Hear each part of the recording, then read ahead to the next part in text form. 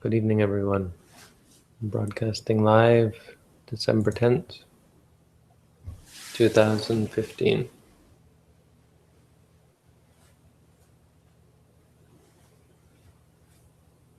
What happened today? Yesterday we had our weekly meditation at the university. So that was kind of neat. Always nice. We had 2 newcomers.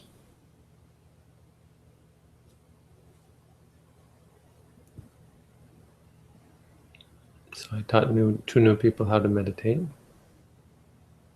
The owner of the house where we're living is trying to sell his house.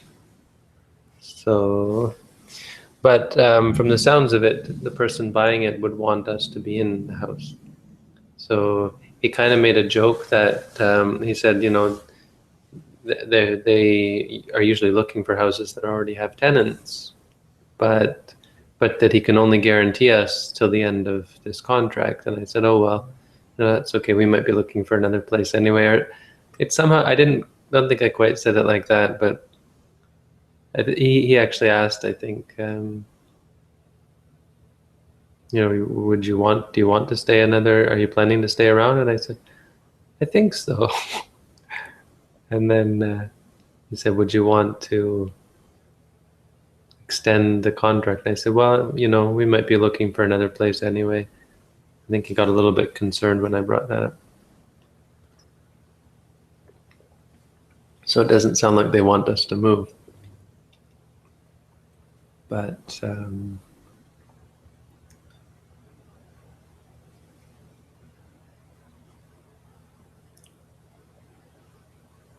we'll have to see.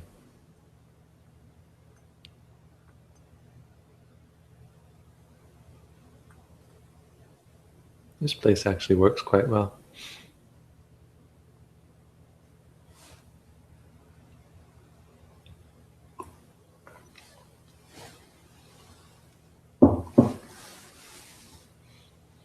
So we have a quote today. It's actually a pretty awesome quote. It's one of those hardcore quotes. But I get the feeling that he's translating this poorly. So let's take a look at this. Sawatiyang barancha bhikkhave dese sami baraharancha. Yeah. So it's confusing, really, if you read it, right? He says, and what is the burden? I will teach the burden, the taking hold of the burden, the taking up of it, and the putting it down. That's not what it actually says. It says, because that's confusing, the number 2 and number 3 seem almost the same, taking hold of it, taking it up. That's not what it says. It says, I will teach you the burden, the taker up of it. So there's the burden, and there's the one who carries the burden. Bharaharancha. Bhara ahara. Hara. Hara is to carry, so haro is the one who carries. Bharaharo Japungalo. So if you look at the verse, the 5 aggregates are the burden. The seizer of the burden is the person, the holder. Actually, it's not seize. It's not. Again, he's translating very poorly. It's not hara isn't to seize. Hara is to carry, and that's really to the point, right? You've got this burden, so the question is, who carries it? And the person is the one who carries it. And what is the who is the one who carries the burden? The answer is the person of such and such a name of such and such a village. You see? So that has nothing to do with the taking hold. It's the one who takes hold, the one who carries. Puguloti savachaniyang yavayang ayasma evang namo evang goto ayang uchati bhikkhave baraharo. So the one who carries the burden is the person this person, that person. And that's a double. There's a double meaning there. As people, we carry the burden of the five aggregates. So we have experience, which is basically a burden, having to deal with life and challenges and difficulties and so on. But also, it's the identification with them that causes all of our trouble, right? So the whole idea of the person, not just the fact that a person has to carry the five aggregates, the person itself is the problem, or it's what makes these things the burden.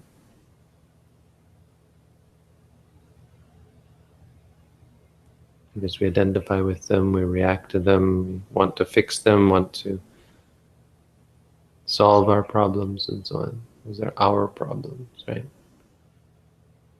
Even we talk about our problems, but then we also have our family's problems and our society's problems, our country's problems, our world's problems. So we take on so much more and more and more as our own. Now everyone's worried about the planet. You don't have to worry about the planet. It'll be here long after we're gone. You see, it's the whole I, you know? We're worried about ourselves, really. So ordinarily, the first stage is we take ourself to be us to be a self. Like this is me, you know, this is my body. But then we go even further and we say, well, this is my computer, or this is my robe, or this is my house. And then you see a person, you say, well, that's my child, my husband, my wife, my father, my mother. And you go further and say, well, this is my city, you know? This is my country. This is my world. And it's all exactly the same sort of clinging. And that becomes a burden. Right? Bara Hawe Panchakandha. So we take on our five aggregates, and then we take on other people's five aggregates, and we take on the whole world's five aggregates as our own. Nikipitwa karung bharang anyang bharang anadiya. If one lays down this heavy burden, having laid down this heavy burden, one should not take anadiya. Maybe one should not taking up another burden. Samulang tanham mabuiha. What the heck that means? Right, pulled up craving by the root, with its root, roots and all, together with its roots. Nichato parinibuddho. Nichato, filled. Yeah, nichata means nis. I don't know about that. Nichata, na ichata, ichato. Interesting.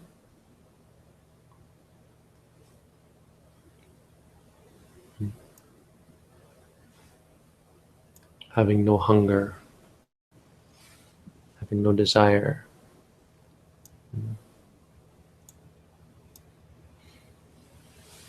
Do we have any questions tonight?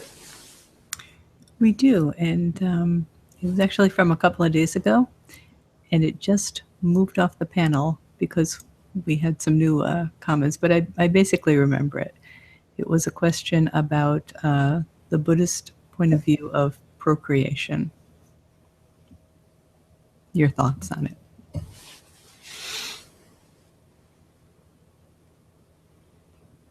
I'm gonna say you have to be a little more specific. Yeah. Procreation. There were a couple of different parts of it. one part was, would an arhant ever want to procreate once they became an arhant? What do you think, Robin?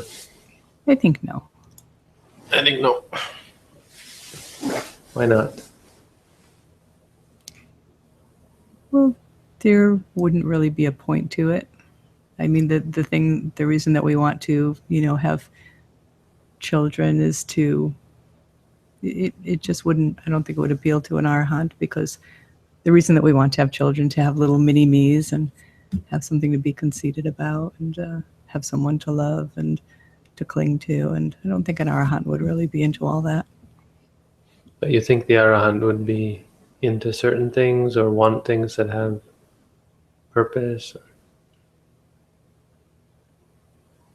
No, I don't think an arhant would want children. I don't know if they would want. What would an arahant want?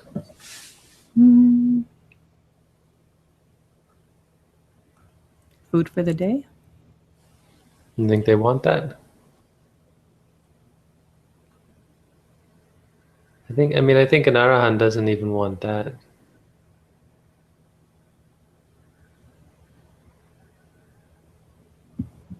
I think it's simply just that they don't have any wanting. Mm-hmm.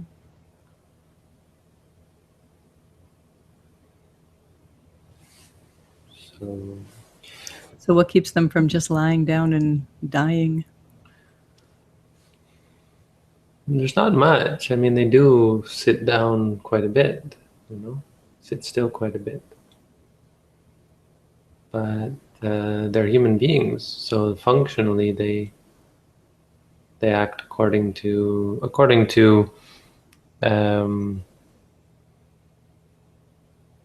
what is appropriate.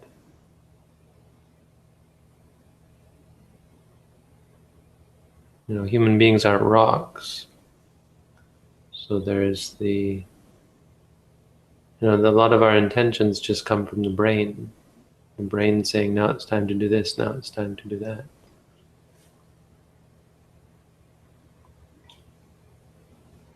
So the brain will suggest to do this or suggest to do that. Normally we like that idea or we dislike it. An arahant won't have either. So they'll do it if it's functional, or they'll approach it from a functional point of view.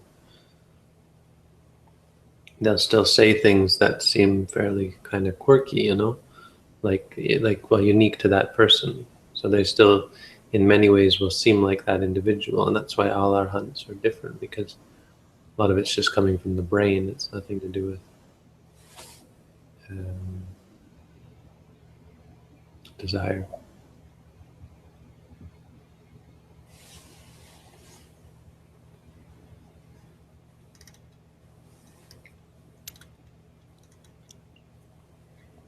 Bhante, how would you explain mindfulness to a 7-year-old?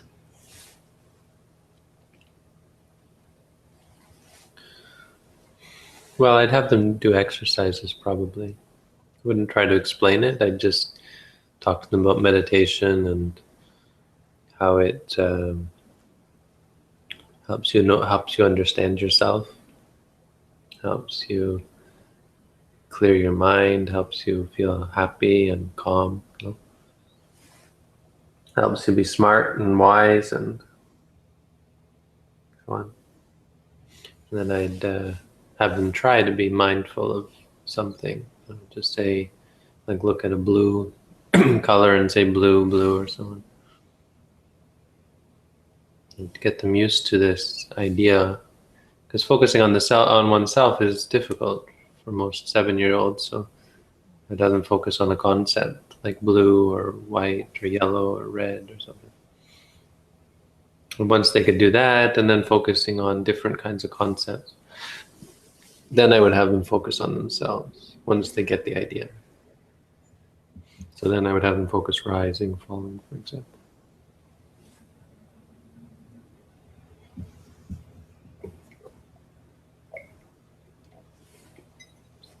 I made some videos.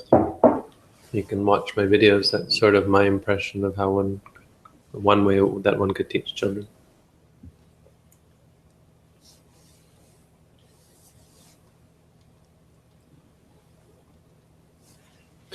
Hey, how's the Florida thing going?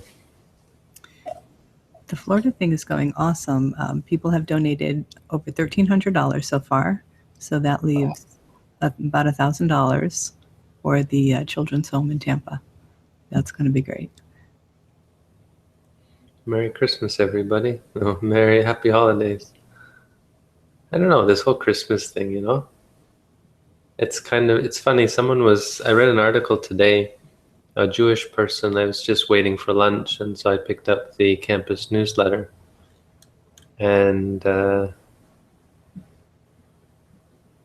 she was going on about how she complains about Christmas and so on, and why is it the default, sort of, right? It's a good point, really.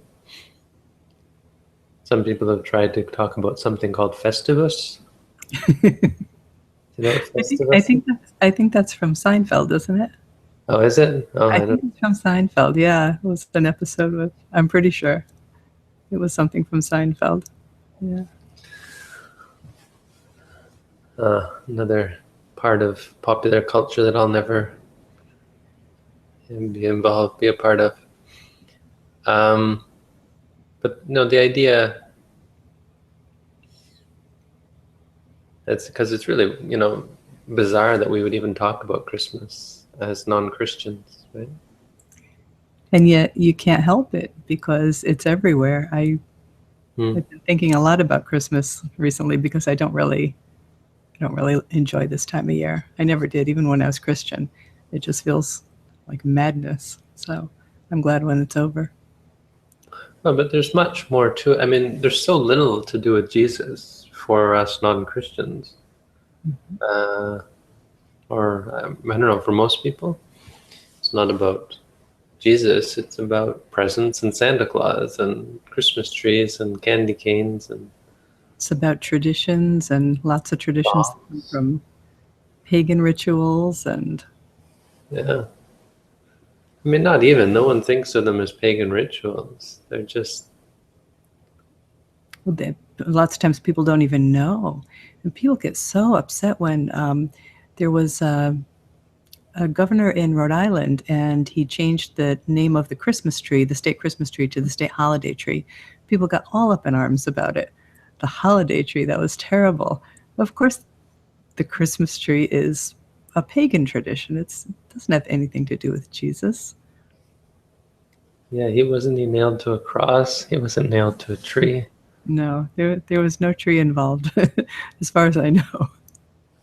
Maybe it was a pine cross. The Yule log, I believe, is pagan ritual. I mean, most of that is, but people get very attached to it, and don't change anything. Don't change my traditions. But Well, and many people think that many people in your country think that it's a Christian nation, right? yes, They think it should be a Christian country.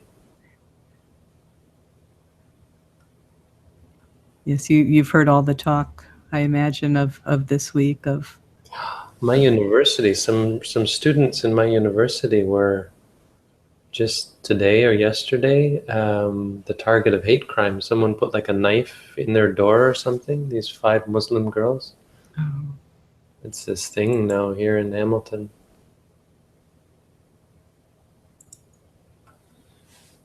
These people, and the worst thing is, yeah, there's a lot of people in some position of influence, including the media. I mean, the whole point of terrorism is to make people afraid, and so a way to give them what they want, right? A way to make everyone afraid.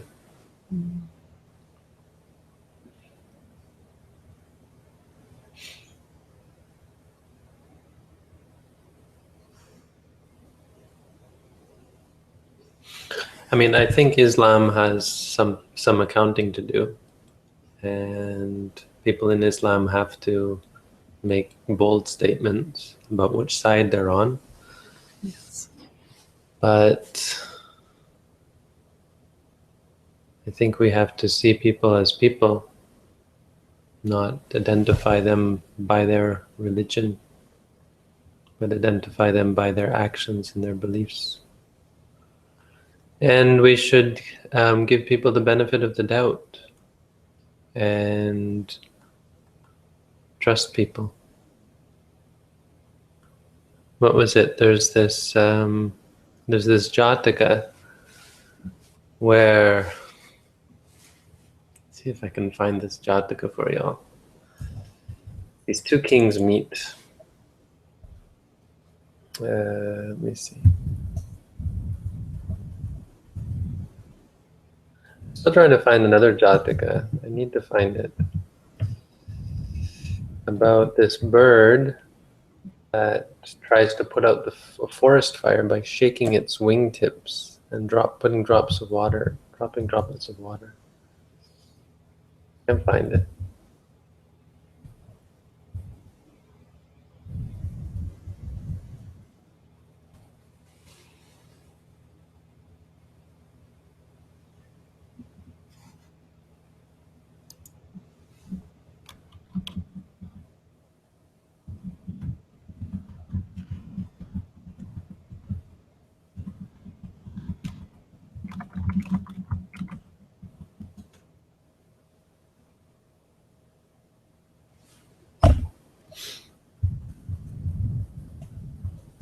Is it called The Brave Little Parrot? Yeah, you have it?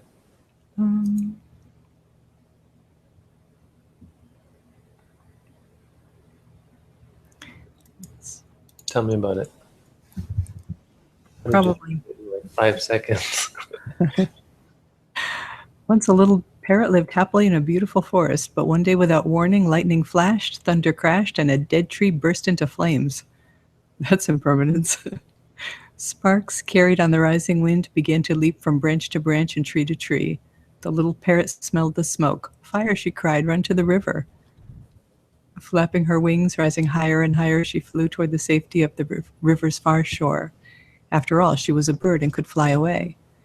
But as she flew, she could see many animals were already surrounded by the flames and could not escape. Suddenly, a desperate idea, a way to save them, came to her. Darting to the river, she dipped herself in the water. Then she flew back over the now raging fire. Thick smoke coiled up, filling the sky. Walls of flame shot up, now on one side, now the other. Pillars of fire leapt before her. Twisting and turning through a mad maze of flame, the little parrot flew bravely on. Having reached the heart of the burning forest, the little parrot shook her wings, and the few tiny drops of water that still clung to her feathers tumbled like jewels down into the flames and vanished with a hiss.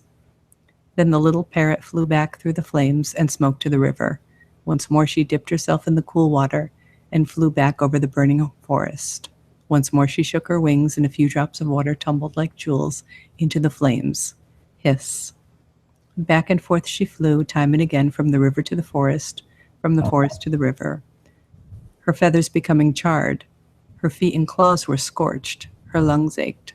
Her eyes burned. Her mind spun dizzily as a spinning spark. Still the little parrot flew on. This goes on for a while more. Keep going. Can you tell me which Jataka it is?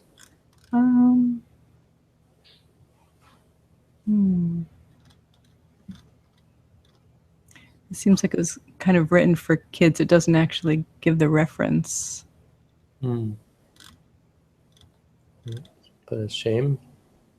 Yeah. But it's a river, huh? Let's see. Maybe it was the river that I...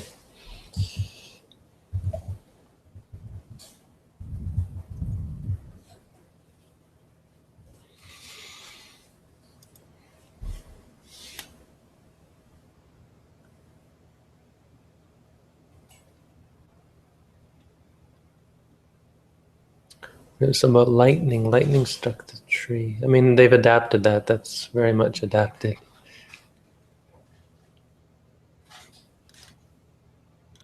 Yeah, there's a couple of different versions. They look like they're written for kids, but none of them references the original. Maybe this one.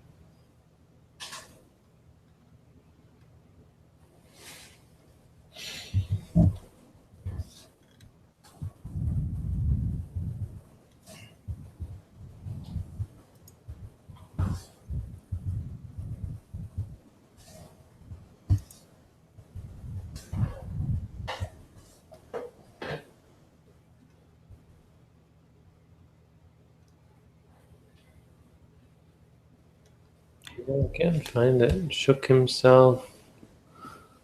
Yeah. Shook himself. I can keep reading this one while you're looking for the real one. Sure. But the little parrot continued to fly on through the smoke and flames. She could hear the great eagle flying above her as the heat grew fiercer. He called out, "Stop, foolish little parrot. Stop, save yourself." "I don't need some great shining eagle," coughed the little parrot, "to tell me that. My own mother, the dear bird, could have told me the same thing long ago. Advice? I don't need advice. I just need some help." Rising higher, the eagle, who as a god watched the little parrot flying through the flames. High above, he could see his own kind, those carefree gods still laughing and talking. Even as many animals cried out in pain and fear far below, he grew ashamed of the god's carefree life, and the single desire was kindled in his heart. "God though I am," he exclaimed, "how I wish I could be just like that little parrot, flying on brave and alone, risking all to help. What a rare and marvelous thing. What a wonderful little bird." Excuse me. Moved by these new feelings, the great eagle began to weep. Stream after stream of sparkling tears began pouring from his eyes.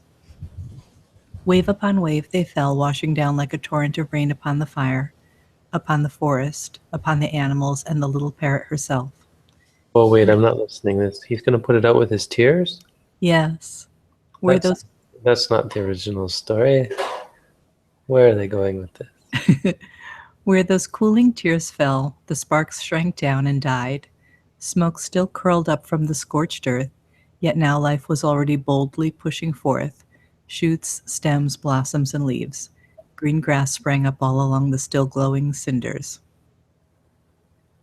Where the eagle's teardrops sparkled on the little parrot's wings, new feathers now grew.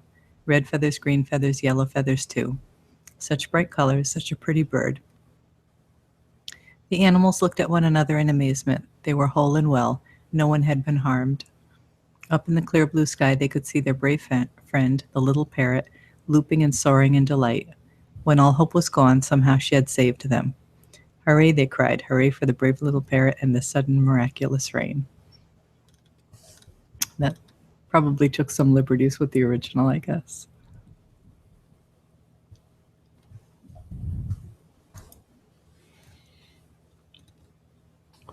Yeah, in the end, it's Saka who comes and the original, it's Saka who comes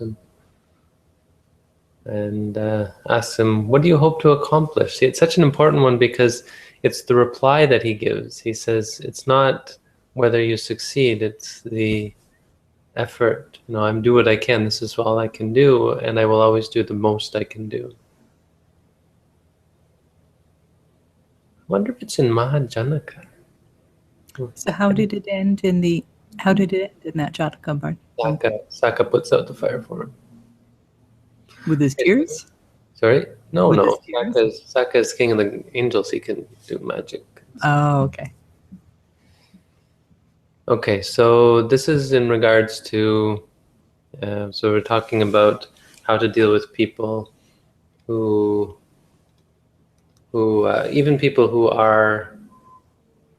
wish us evil. So we have this story about the king of Kosala, and he had passed a sentence in a very difficult case involving moral wrong. So he came to see the Buddha. The Buddha asked him why he comes. And he says, "I come because I was sitting on a difficult case. I was judging a difficult case involving moral wrong." And the Buddha says, "To judge a cause with justice and impartiality is the right thing. That is the way to heaven." And he praises him. He says, "It's no wonder having someone like me to give you advice. It's no wonder that you can make wise judgments." And on. Anyway, at the end, he tells the story of the past. There are these two kings meet in a place where where there's only room for one carriage. So there's no room to pass. So someone has to get out of the way, and the first king says, "Get out of the way, make way. This is the great king of King Malika." And the other one says, "Well, this is the great king Brahmadatta." Brahmadatta was the bodhisattva. And then the king of Benares says to himself, "Well, here's another king. What should we do?" And then he asks him how old he says, "Well, okay, here's an idea. Whoever's younger will make way." And then they ask, turns out they're both the same age.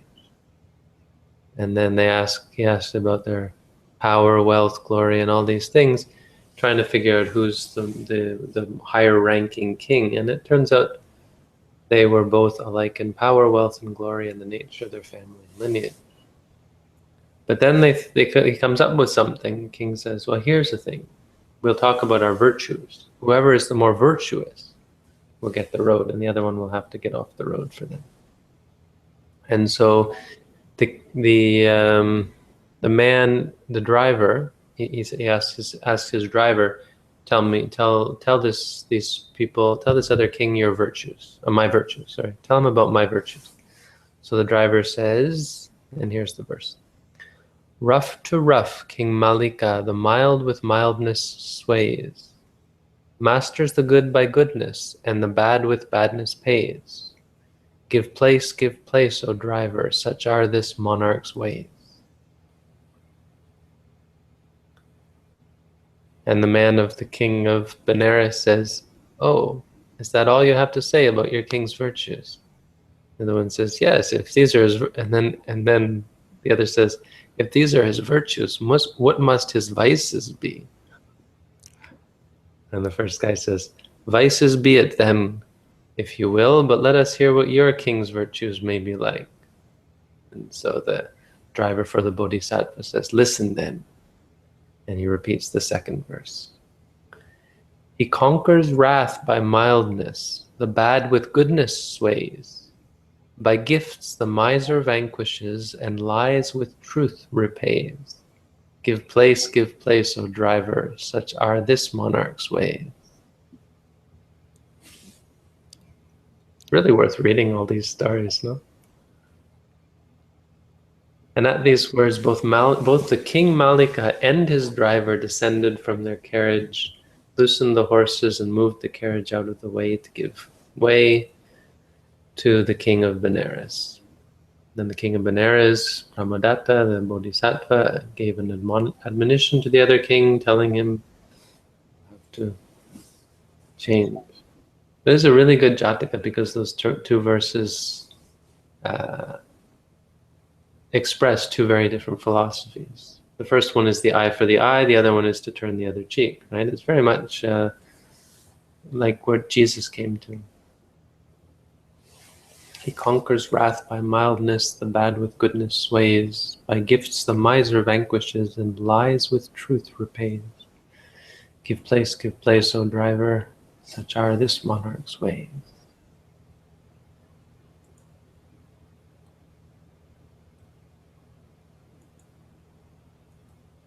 Did you find the parrot one yet?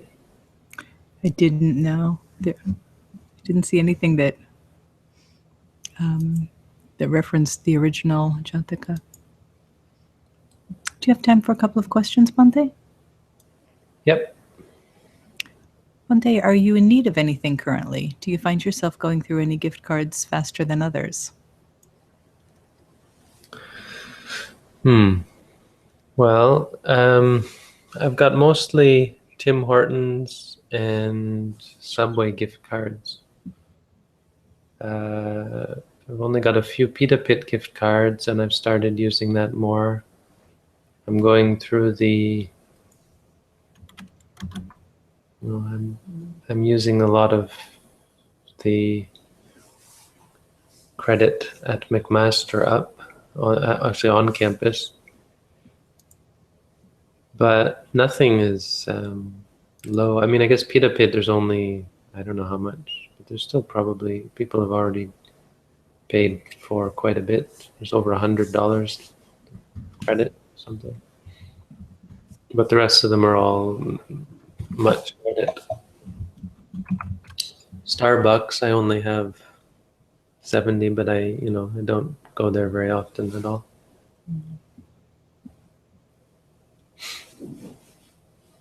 It's not like I'm drinking coffee or anything.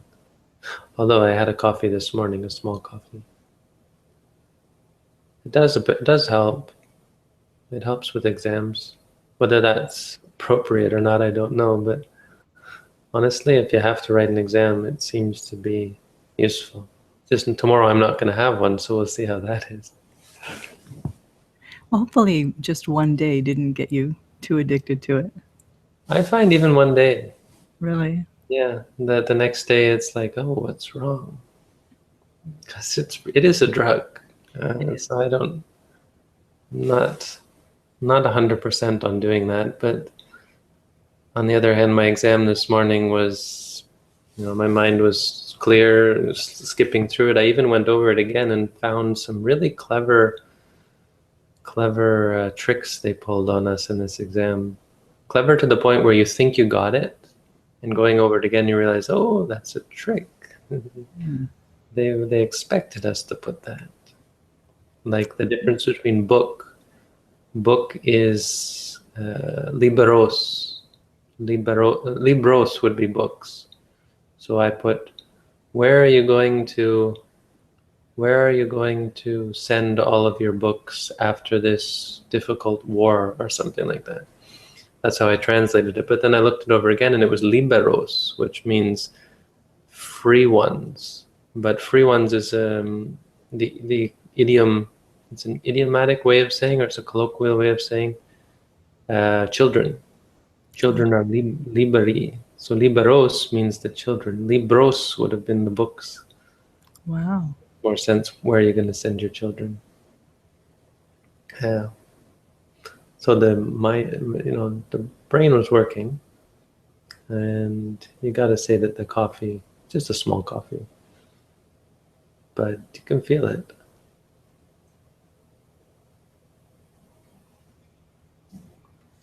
Yeah, not a big deal.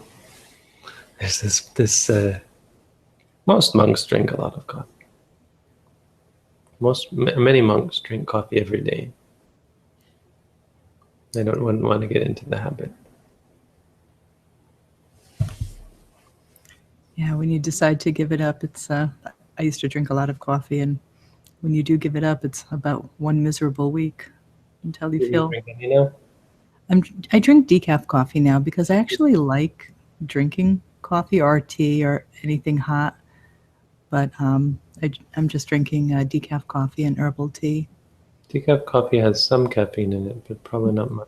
It does, yes. I think it says 98% caffeine free, so it's got about 2% of the caffeine of regular coffee. Small amount. Yeah.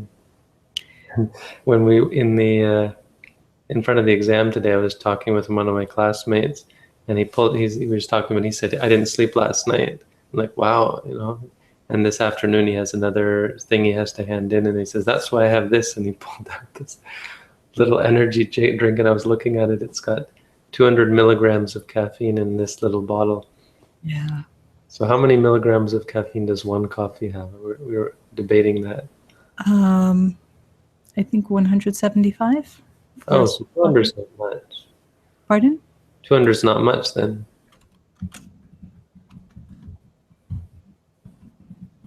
Let's see. I thought it was more like 20 per coffee. I was like, there's 10 coffees in there. Maybe not. Actually, this one says 95 milligrams for 1 8-ounce coffee. Okay. So that would be about a 16-ounce coffee. I thought it was a lot more. Yeah, they even put caffeine in things like food now. I heard of peanut butter with caffeine in it. There's water with caffeine in it. It's kind of crazy. Okay, more questions? Yes. What are thoughts on aggression? Is it a necessary thing to get things done or to discipline? What are thoughts on aggression? Is it a necessary thing to get things done or to discipline focus? Aggression may lead to suffering. some beings are naturally aggressive. Is it dangerous?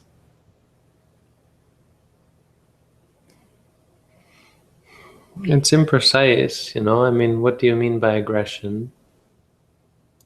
The whole idea of anyone being naturally anything is misleading, because it implies that God, it really, that kind of language is only, it comes from Judeo-Christian theology, really.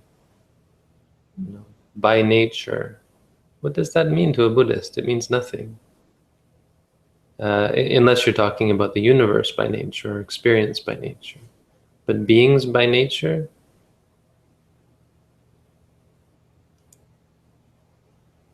yeah, I mean, we still use it, but we would have used it in Hinduism. So it comes from a theistic idea, this idea that there's some order to the universe. The only order is impermanence, you know? So things can change. This is what we learn in science, that we're talking about natural selection or constant change and adaptation. So there's that. But specifically talking about aggression, you're talking about something imprecise. It involves many different mind states. Aggression might be a strong will paired with animosity or anger and desire as well in there. You know, there's a lot of moments of minds that are connected with each other and associated with each other. But it's much more complicated than just being aggressive. The person is a type A, for example. Well, he's, you know, you have to talk about what exactly that means on a momentary basis, what mind states arise.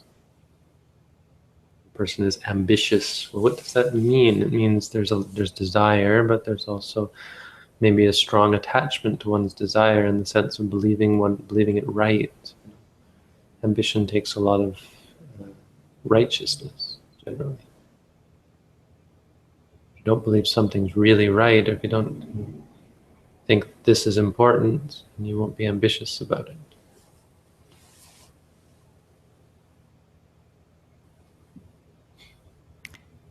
How would you know if you're doing something out of desire or for functionality?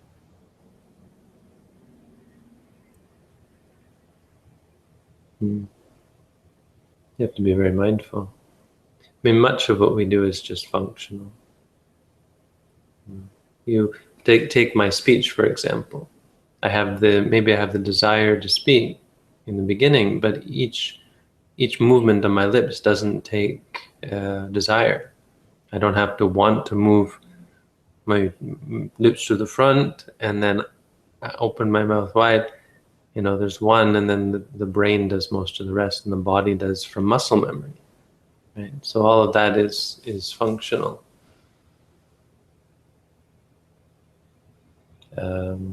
When I walk, for example, I don't have to want to put one foot after the other, but there was a wanting to go to class, for example. Now, the mind can also be functional, so there can be an intention to do something that doesn't have desire in it.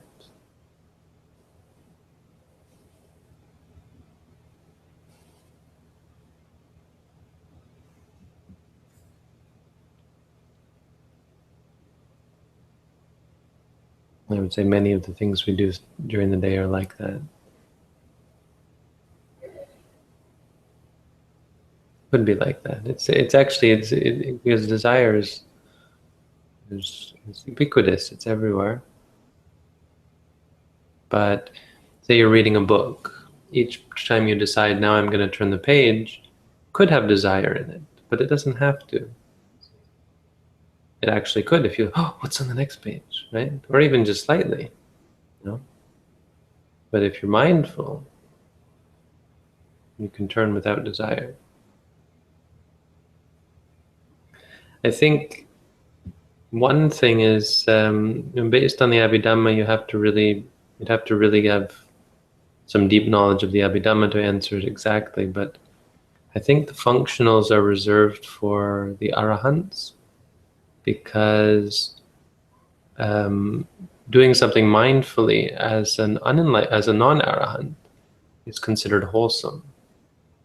Wholesome in that it's going to bring you closer to enlightenment. But once you're enlightened, there's nowhere to go, so it's not wholesome anymore. There's, these technicalities and so on. So being mindful is just functional for an arahant. It's just the way they are.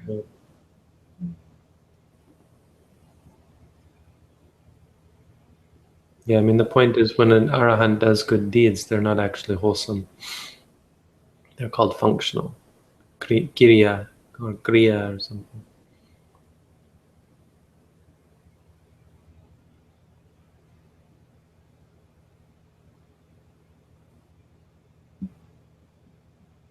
And some comments about coffee. Patrick was right. Coffee has about 100. I guess I was thinking of big coffees. And dark roasts have about a third of the amount of caffeine of light roasts, which seems counterintuitive, but apparently that's the way it is. It's a big thing, huh? I mean, I think an argument that can be made for caffeine is it doesn't intoxicate you. So it's not a drug like that. But I don't know. I mean, I find it affects me. I have to be quite mindful of the feelings that come. There's even a happiness that comes from it, or a pleasure, or so on. Mm-hmm. But if you do drink a lot of coffee, it can feel a little bit like intoxication. If you really drink a lot of coffee, you can't focus. You can't stay focused.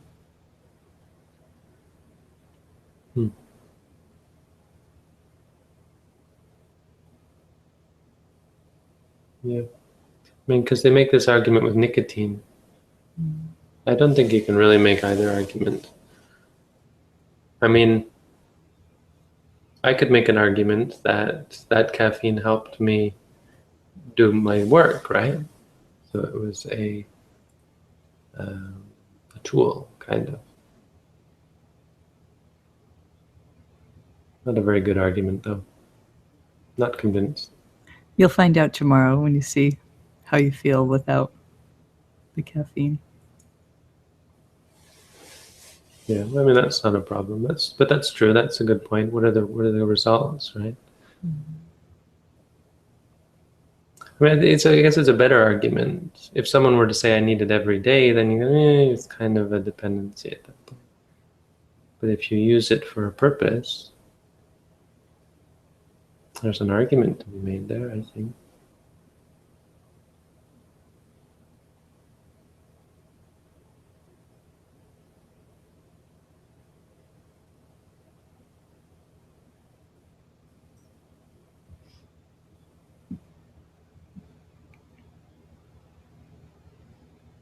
So when will you be leaving for Florida, Bhante? 21st at the evening.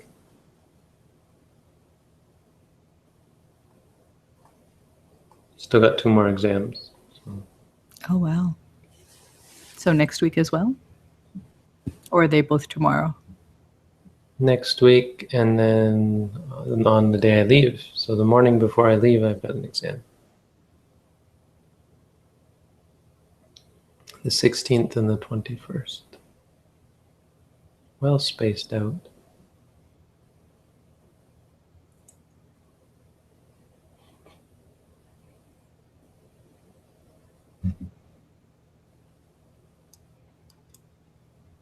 Is that all the questions? That is all the questions. All right. Well, say good night then. Thank you, Bhante. Thanks, Robin. If anyone can find that Jataka and tell me which one it is. It may not even be the Jataka, that might be the problem, but I'm pretty sure it is.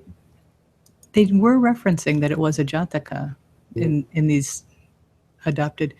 The Brave Little Parrot is from an ancient Jataka tale from India. Not saying which number.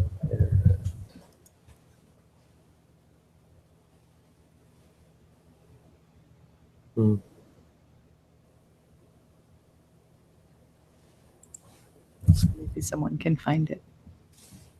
Someone can find the actual Jataka.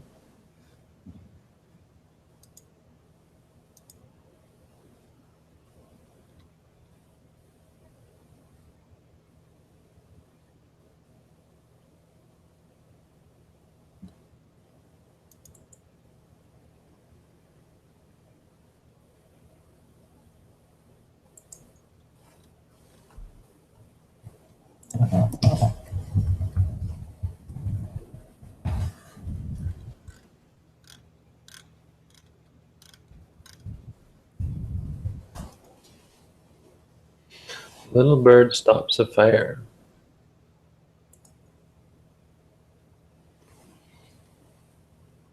Drat.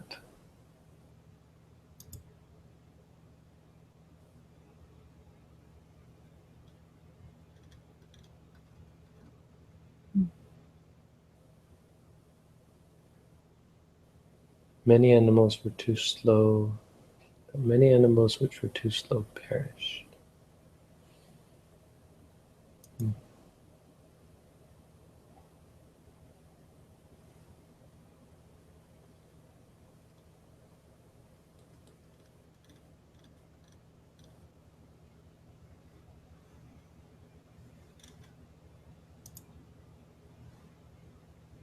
There are a lot of different versions in here, and not one that I've come across is referencing the original number.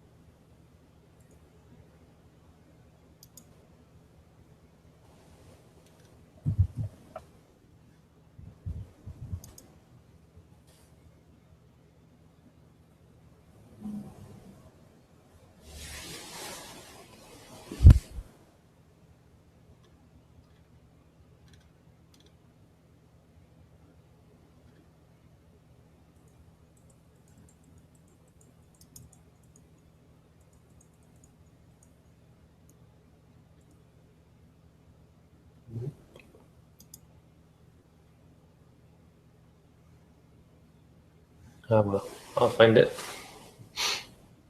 eventually. Okay, good night, everyone. Good night, Bande.